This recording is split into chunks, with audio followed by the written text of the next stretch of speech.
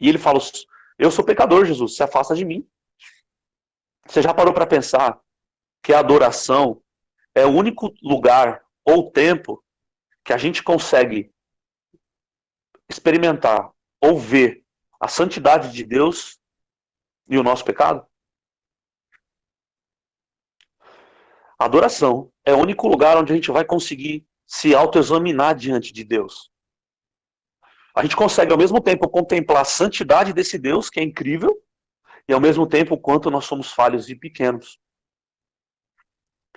E isso é muito importante para a nossa vida. A gente sabe que a adoração é uma chave do céu, derramada do céu sobre a gente, para vencer e para experimentar perdão também. Quantas e quantas vezes a gente, durante louvor na igreja, ou louvor em casa, você está arrasado, você está mal, aconteceu algo, e aí você começa a adorar o Senhor. Você põe aquela música, ou você começa a cantar mesmo, ou você pega o violão para os que são músicos, e aquilo te enche, e aquilo te preenche. Durante uma adoração, você se grande diante de Deus? É impossível. Durante uma adoração, você se sente tão pequenininho, como Pedro se sentiu. Fala, cara, esse Deus é grande, e esse Deus é bom. E essa experiência dele de adoração faz ele pedir perdão, ele recebe perdão, né? Que Jesus não se afasta dele. E ele contempla a santidade desse Deus. Então essa é um outro segredo. Primeiro, experiência do poder da palavra. Segundo, a experiência de perdão e também da consciência de pecado e da consciência da santidade desse Deus.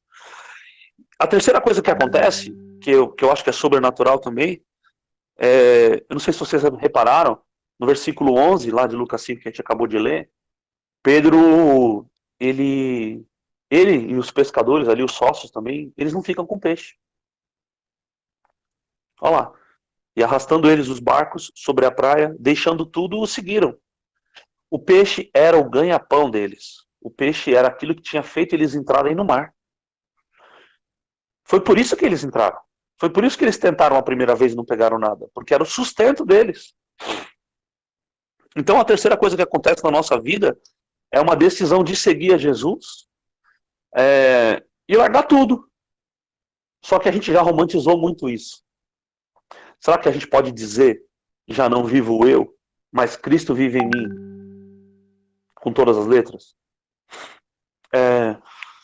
Eu sei que a gente está vivendo um tempo de pandemia, eu sei que a gente está vivendo um tempo difícil, de verdade, por conta de tudo que está acontecendo no mundo, né? Mas eu quero te encorajar, meu irmão. Você já disse sim para Jesus, que nem Pedro disse. Pedro não fazia ideia do que significava esse sim. Você tem ideia do que significa o teu sim para Jesus? Também não. Eu também não tenho. Eu nunca imaginei viver e experimentar aquilo que eu tenho experimentado nesses dias assim. Eu nunca imaginei, por exemplo, que o Senhor me levaria para Angola, que o Senhor me levaria para Moçambique, que o Senhor me levaria para Indonésia, que o Senhor me levaria para baixo do viaduto da Marcela, que é uma ocupação que eu tenho ido. O que acontece muitas vezes que nos impede de experimentar essa terceira coisa, que é essa rendição de largar tudo, é que às vezes a gente quer saber o dia de amanhã. A gente quer saber como que vai ser, a gente quer saber quem que vai prover, a gente quer saber aonde que vai ser, e aí a gente começa a perguntar. E muitas vezes Deus não vai nos mostrar. A palavra do Senhor vai se cumprindo na nossa vida, gente, assim como as profecias e promessas, de forma progressiva. Jesus falou para Pedro que ele ia tornar Pedro um pescador de homens. Pedro não havia pescado, ele não sabia nem o que significava isso. Ele sabia pescar peixe. E até o fato de ele ter tentado pescar peixe naquela noite e não deu nada, Jesus surpreende ele exatamente numa área que ele domina. Olha que interessante. Pedro dominava a pesca, mas ele não pescou aquela noite. Mas por causa do poder, da experiência da palavra, da rendição, de tudo que ele fez, da obediência dele, ele experimentou o poder. O sim de Abraão, Abraão também não fazia ideia. Eu tenho certeza que você também não faz ideia do teu sim. Você, Jô, Você não faz ideia do quanto, você não tinha ideia de quando Jesus te chamou para viver o teu chamado, você não tinha ideia de quantas vidas você iria abençoar, inclusive a minha. O nosso sim, gente, é um sim incrível, mesmo que a gente não tenha o controle dele.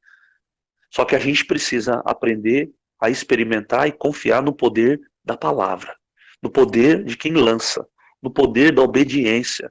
Tudo isso que Pedro experimentou. Queria contar para vocês um primeiro testemunho que aconteceu nessa pandemia. Não sei, como o Dani falou, né? Deus me deu um restaurante aqui no centro de São Paulo que se chama Holy Burger, e o Holy Burger é que sustenta as missões da qual eu faço parte. E o restaurante está fechado, né? Enfim, tem um delivery funcionando, mas o delivery ele empata com as nossas despesas. Enfim, eu estava sem salário desde janeiro, porque a gente fez uma reforma, enfim. E o que aconteceu? Teve um dia que eu abri a geladeira da minha casa. E aí eu olhei dentro da geladeira da minha casa. Isso foi acho que na segunda ou terceira semana da pandemia, do isolamento. Eu abri a geladeira da minha casa e, com exceção do leite, tudo na minha geladeira era doação, oferta. Oferta dos irmãos. Só que na noite anterior, meu filho tinha pedido um todinho, gente. Todinho. R$ 1, R$ 1,20. E eu não tinha todinho em casa, não tinha comprado. Falei, filho, a gente não pode comprar agora, mas tem leite e tem Nescau. Então faz um Nescau. Isso foi na noite anterior. No dia seguinte eu acordo de manhã lá para ir para Cracolândia, lá para missão. E aí eu abro a geladeira, eu olho, vejo que tudo ali é oferta dos irmãos e Deus cuidando da gente. E quando eu fecho, fecho a porta da geladeira, começo a agradecer a Deus, falar, Jesus, cara, obrigado por tudo, pela manteiga, pelo ovo, por tudo, requeijão, por todas essas coisas que tem na geladeira, Senhor, eu te agradeço. Muito obrigado porque não tem faltado. Tá bom. E eu fui ministrar, né? Às 11 horas eu ministro embaixo de um viaduto, que é uma ocupação, né? Uns barracos de madeira.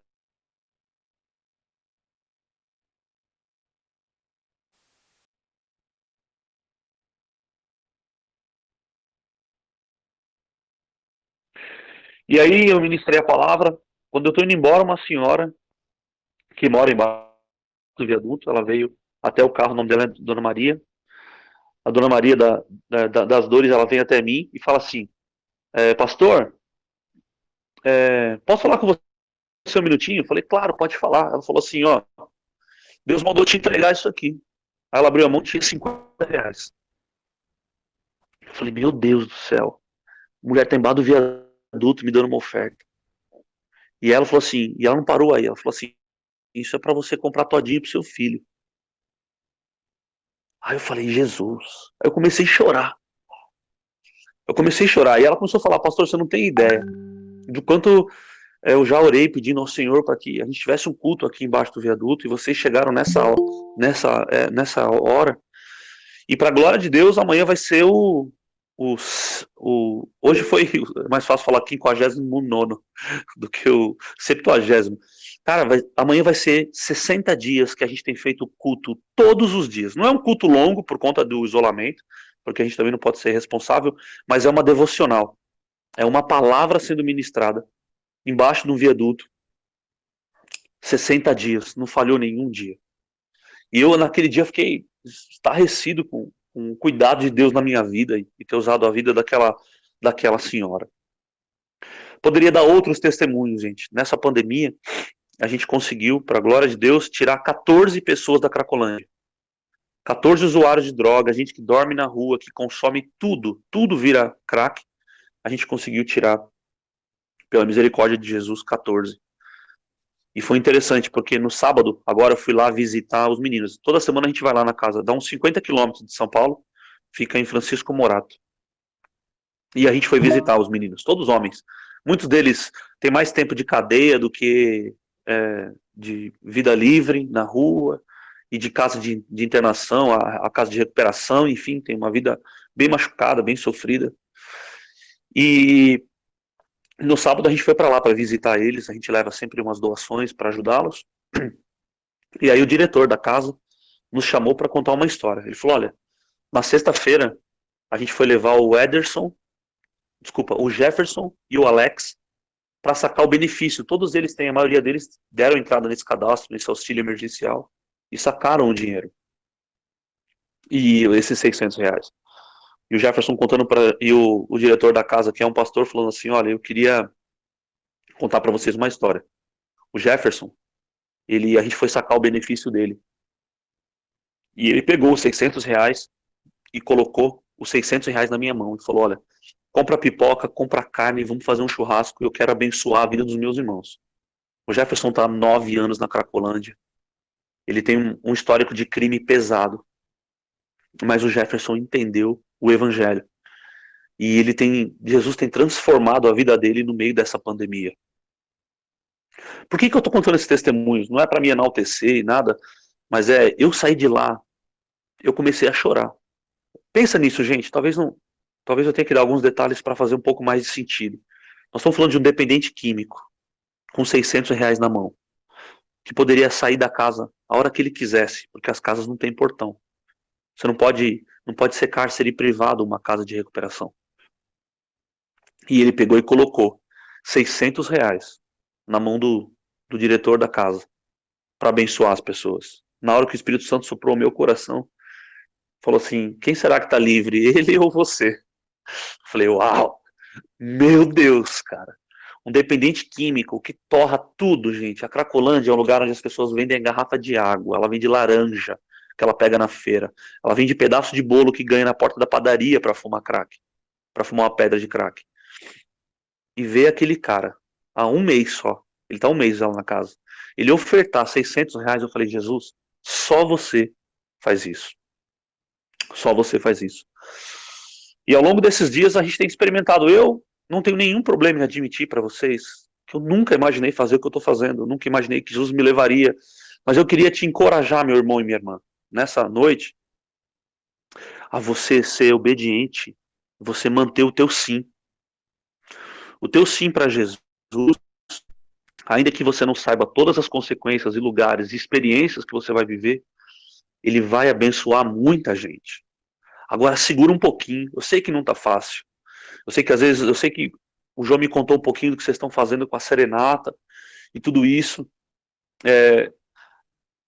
Glória a Deus. Eu sei que algumas pessoas às vezes não entendem também. Eu também sofri um pouquinho no começo, porque mas você está se arriscando. Eu sei que o Espírito Santo me preparou para essa hora.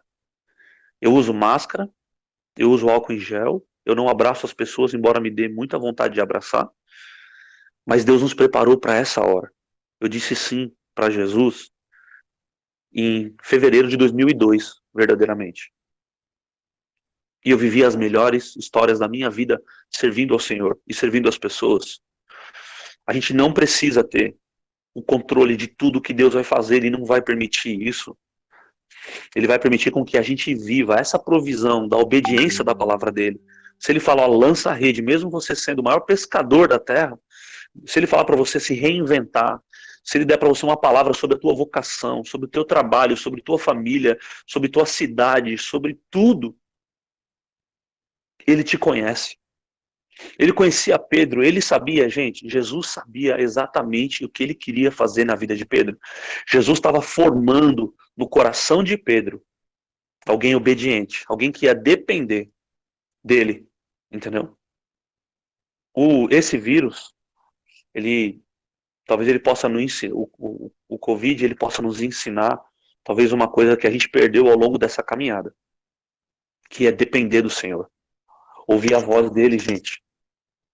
Parar, ouvir a voz e andar em obediência.